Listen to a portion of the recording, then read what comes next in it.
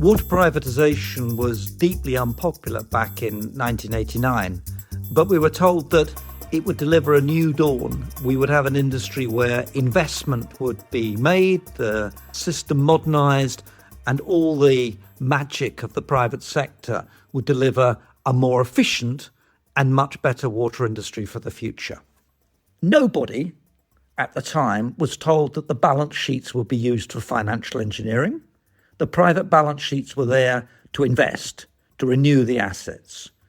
And to be fair, for some of the companies, perhaps even many of the companies, they have done quite a lot of what was promised at privatisation. But Thames Water stands out amongst those who had not done what was expected at privatisation, and they now represent the unacceptable face of water privatisation. How did we get there? Well, imagine if you were told in 1989 that the successive owners of Thames Water would indeed engage in financial engineering to gear up the balance sheet, would take out the dividends and benefit from the lower and lower interest rates through the period. Imagine if I told you that this will be done by multiple entities. Does anybody really think that if MPs back in 1989 had been told about the structures of Kemble which lie behind Thames and shown a diagram of what was going on, and indeed the offshore stuff as well, that they would have voted for privatisation? Nobody expected that. And now, imagine if I told you that here we would be in 2025 under a Labour government with hundreds of millions of professional fees being paid out, with distressed debt players coming to the table in eventually seizing control of the business. The equity investors that were there have walked away saying it's uninvestable. And by the way, I think they're right. Who would envisage that the distressed debt players, the group particularly called the A-class bondholders, would put in place a £3 billion loan to the water company to keep it afloat at what I think looks like pretty close to extortionate total costs? Who would have thought that having got control of the business without any serious scrutiny from Ofwat, that they would then put together a deal in order to sell the equity on to a preferred bidder before bidding from other parties had seriously taken place?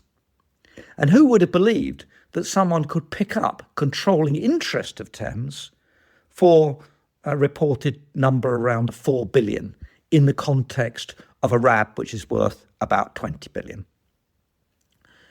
All of that in the context too of a company that's clearly failing at its own admission and has had serious mismanagement going into the past. You know, Ted Heath in 1975 reflected back on some of the corporate practices that took place in the early 1970s and invented this famous description of them as the unacceptable face of capitalism. I think when the history books are written, we will be pretty clear that the unacceptable face of water privatisation has a name. It's called Thames Water.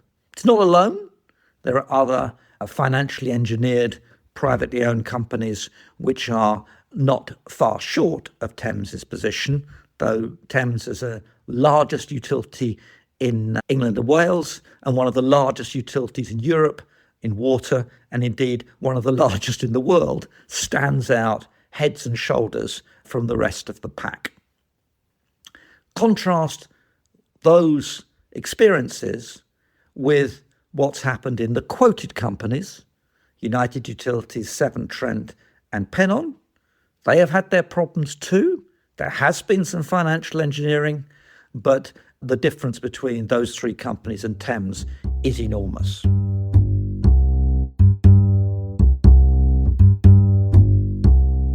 So the question that arises, as it did in the 1970s, looking at the practices of the what you might call the nascent private equity type activities of Slater, Walker and others, what's been allowed to happen this time around bears deeper inspection because it can't be allowed to happen again.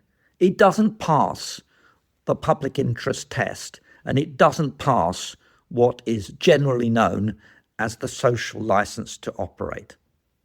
Think of it as, could you explain, all those fees, more than 200 million, the 3 billion loan, the return on the loans, the 4 billion sales value, and all the money that's come out in the process, salaries and all the rest of it. Could you explain that in the public bar of your local pub and get people to say, yeah, that's great. Isn't this wonderful? This is exactly what we wanted privatisation to deliver. That's what I mean when I say there is no social licence to operate anymore. The public has seen what's going on. So, again, how did this happen? Did it have to happen? Well, there are some immediate causes. It's pretty clear that regulators allowed this to happen. And in particular, regulators took no action against the financial engineering, which not just Thames, but many other companies in the privatised world engaged in too. Regulators allowed the balance sheets of these companies to be used not for the core investment, which we were promised at privatisation, which would be financed by borrowing on that balance sheet when current customers didn't pay, as the basis for this large investment programme which is supposed to happen. Well, instead, regulators took the hands-off view that the balance sheets were matters for the companies, the financial structure was a matter for the companies, and they could do what they liked. And if ever you shoved an open goal in front of perfectly sensibly profit-seeking investors, this was enormous. Indeed, not only was the goal open, but the referee had been taken off the pitch as well. We should stop blaming the investors for taking the opportunities which the regulators incredibly allowed to happen. Nobody thought that would be possible in 1989. It was only after the price reviews in 94, 95 in electricity and then across into water that it became obvious that this huge possibility of short-term financial engineering was possible. And the regulators can't say they weren't warned about it at the time. They were. So they let it happen. And they've changed their mind a bit as they've gone along, which shows you that they even recognise it was wrong, because they've started to talk about what gearing level companies should have. And now we have the ridiculous position that the regulator is effectively controlling the dividends of at least some of the companies, including Thames, dividends being the prime vehicle by which equity investors in particular should expect to get a reward for improving the efficiencies of the businesses. So it was poor regulation. This didn't need to happen. The balance sheets could have been protected. There would be no disaster at Thames driven by financial engineering had regulation been properly done. And I have to say, sadly, it still isn't being properly done. This is knee-jerk, reactive regulation, controlling dividends, starting to come up with arbitrary gearing levels, etc. No, that isn't the way forward. The way forward is to properly regulate the balance sheet itself and ensure there's a pro forma balance sheet which represents only the investments that have taken place and not yet been paid for by customers. Real investment for real returns, not financial investment for financial engineering returns. So that's the first thing that didn't need to happen. The second is poor regulation of the performance of Thames Water, and indeed quite a lot of the other utilities too. What was Ofwat doing when the companies would come forward with corporate plans, and those corporate plans were based on an incomplete knowledge of what assets they actually had, let alone the state of those assets? Good regulation would demand that the companies had clear maps of their assets, clear asset state assessments, and therefore clear understanding of the probabilities and possibilities of failure. It took a really publicly interested retired professor of mathematics, Peter Hammond, to reveal what was going on at the sewage works at Thames to start with, but now more generally.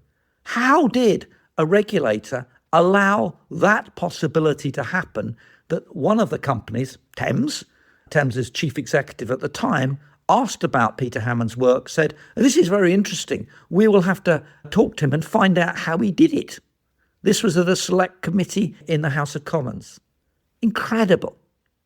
And in the past, while the Environment Agency spent a lot of time fighting the climate crisis, no criticism for doing that, its eye was off the water ball. And therefore we have this extraordinary episode in which there have been virtually no serious fines for 25 years, and then suddenly, or 20 years, and suddenly along come blockbuster fines. Ofwat, EA, prosecuting, etc. Well, they can say that the law didn't really give them much scope, but why weren't they campaigning for legal reform and more powers in the way they were campaigning in the case of the Environment Agency at the time about climate change? Big second regulatory failure. And we can see the results. The state of Thames assets is not what people would have realistically expected in 1989 when privatisation came along.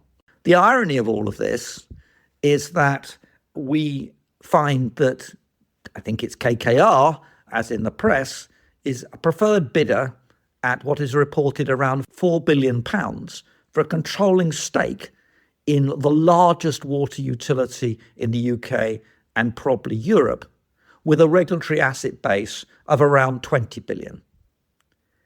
It looks to me as not only have the A-class bondholders done extremely well out of the 3 billion short-term loan, but also the A-class bondholders are selecting a bidder which must reflect their interests because they control the company. It would be bizarre to say they're going to do something in the public interest which isn't in their private interest.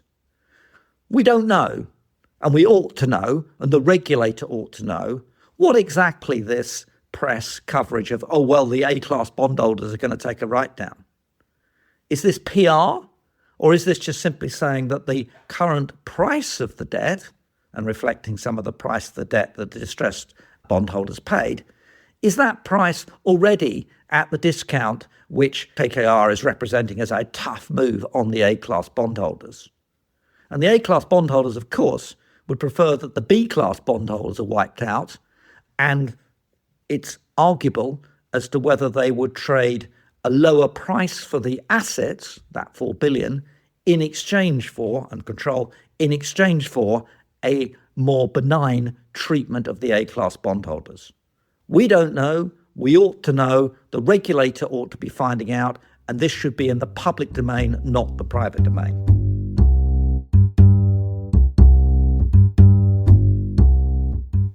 And this brings to the final irony of the whole unacceptable face of water privatisation that Thames represents. You know, the proximate reason why this didn't need to happen is this business should have gone into a special administration regime. That's what the administration regime's for. And why didn't it go there? Well, the answer is that the government in particular was extremely scared that if it went into special administration, its backbenchers would use this as an excuse to nationalise the business. And I don't doubt they probably would. But the idea that you put in place a regulatory framework and then say, well, we can't use it because we're scared of what our backbenchers might do, sends a terrible signal into the future. And the irony of all ironies of all of this unacceptable face of water privatisation is Thames will probably end up nationalised anyway, because this structure that's being put in place is extremely profitable for some of the players. It's pretty hard to see how KKR could not walk away with a profit in 5 or more years' time, because the company extraordinarily couldn't be worth less than 4 billion. And indeed, you know, again, the government could buy it at a knockdown price of 4 billion, not what it might have had to pay if it had moved for an outright nationalisation in the first place. So this unacceptable face of water privatisation needs to be cauterised extremely quickly. It has to stop infecting and causing contagion risk to the rest of the sector so that we can get on with what I would call the day job, which is the repairs, the maintenance and the investment in the asset base to make the water assets fit for purpose of 2025 and for the next decade to come. Thank you.